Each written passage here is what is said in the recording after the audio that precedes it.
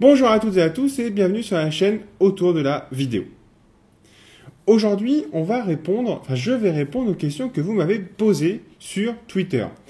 Récemment, j'ai fait un petit peu l'inventaire des questions qu'on me posait très souvent et j'en ai dénombré 5 qui reviennent très régulièrement et je vais vous donner aujourd'hui les réponses à ces fameuses questions. C'est vachement plus simple pour moi de le faire en vidéo. La première question, c'est quel matériel j'utilise pour réaliser mes propres vidéos? Alors c'est très simple.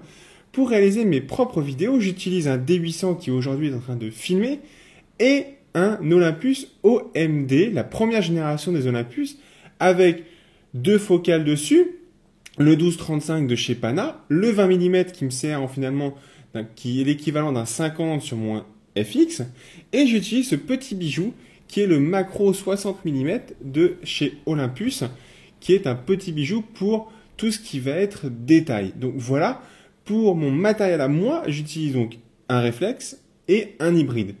Aujourd'hui, il est de plus en plus sûr que je passe en termes de poids vers un hybride parce que tout simplement, le réflexe, ça reste quand même très lourd comme boîtier. Et quand je suis en prestation, je préfère tout simplement avoir un matériel léger et qui ne me fatigue pas.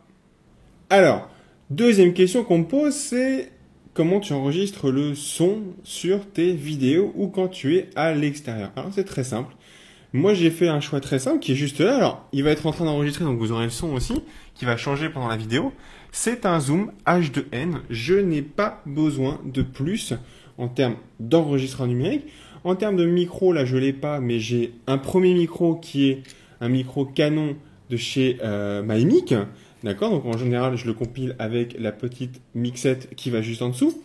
Et j'ai un micro-cravate de chez Philips qui lui a besoin d'être alimenté, ce qui tombe très bien parce que le H2N fournit une alimentation électrique au micro-cravate, en connectique simplement jack, et c'est avec lui que j'enregistre toutes mes vidéos d'interview, que ce soit pour la formation ou en extérieur. La troisième question qui revient, c'est comment tu fais quand tu es à l'extérieur en prestation? Est-ce que tu utilises plutôt un monopode, un trépied ou un steadicam? Alors, quand je suis à l'extérieur et que j'ai besoin d'avoir mon matériel avec moi, je voyage souvent très léger. J'ai fait un choix qui m'appartient, qui est je n'ai pas besoin d'avoir un très gros matériel. Ce qui compte, c'est pas le matos, c'est comment vous l'utilisez. Alors en termes de matériel à l'extérieur, j'utilise donc mon Olympus OMD, je vous l'ai dit au début, compilé avec ce petit Steady. Donc c'est le Steady de X-Sory qui est hyper facile à équilibrer, d'accord? On fera sûrement dans les prochaines vidéos une démonstration de comment j'ai équilibré celui-là. Et en tout cas, celui-là me va très bien parce qu'il s'équilibre très rapidement. Donc je peux changer d'optique dessus et rééquilibrer facilement.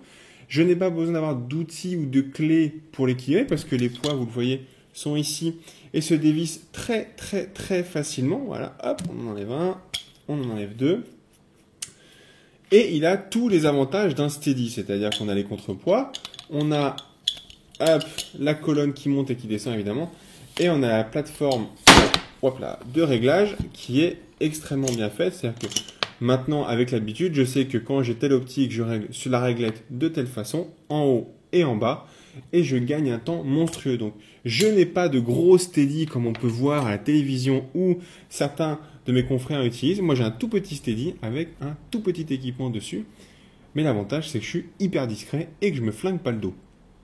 Quatrième solution, et ça fera l'objet d'une vidéo complète qui arrive très bientôt parce qu'il faut que je vous explique les notions de droit d'auteur et ainsi de suite, c'est où est-ce que je télécharge mes musiques pour mes vidéos. Alors c'est très simple, soit je prends des musiques libres de droit et vu que c'est à but non commercial, je me permets de les récupérer et là je suis dans la loi.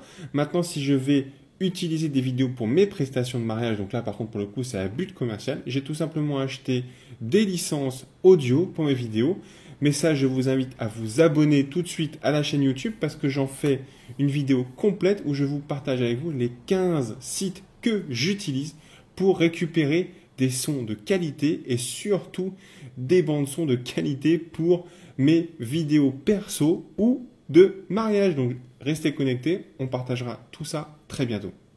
Dernière question sur les 5 qu'on me pose, c'est Guillaume, quel sac tu utilises pour transporter tout ton matériel? Alors je pense que dans cette vidéo, vous l'avez compris, tout mon matériel, ça va assez vite. C'est-à-dire que j'ai un Steady, j'ai mon OMD, j'ai mes optiques, et donc j'ai pas besoin d'un gros sac. J'ai pas besoin d'un sac énorme pour transporter mon matos, bien au contraire. Je me trimballe avec ce petit sac. Alors c'est un Retrospective 7 de chez Ting Tang. Donc je vous en ferai une vidéo aussi complète là-dessus parce que vraiment ces sacs-là méritent à être connus pour plusieurs raisons. Un, il est hyper discret, c'est-à-dire que on ne sait pas que c'est un sac qui est voué à faire de la photo, et c'est surtout qu'il est hyper solide dans le sens où la toile qui est dessus est hyper résistante, et que si je le pose n'importe comment, normalement, le matériel ne bouge pas à l'intérieur, et c'est surtout qu'il reste à plat, il n'est pas en train de basculer, même si je le charge vraiment beaucoup, le matériel est toujours bien équilibré. Donc ça, on en parle très bientôt, mais voilà, mon sac à moi, c'est un Retrospective 7, c'est un très bon produit, il y en a des plus grands, il y en a des plus petits. L'avantage de celui-là, c'est que quand je montre mon book ou que j'ai envie de faire partager à mes amis les vidéos que j'ai faites récemment, j'ai mon iPad dedans et c'est du pur bonheur pour partager toutes mes vidéos. Donc voilà, une vidéo très rapide, mais c'était les 5 questions qui revenaient très souvent, et merci de continuer à partager avec moi vos questions, et on essaye d'échanger de plus en plus sur les réseaux sociaux, c'est juste génial, on passe des super moments. Donc je vous dis à très bientôt pour une nouvelle vidéo sur la chaîne Autour de la vidéo. En ce qui concerne le matériel, j'ai eu plusieurs questions et certains d'entre vous utilisent déjà la même application que moi qu'on va voir à la fin. Mais en termes de matériel, vous pouvez utiliser tout et n'importe quoi.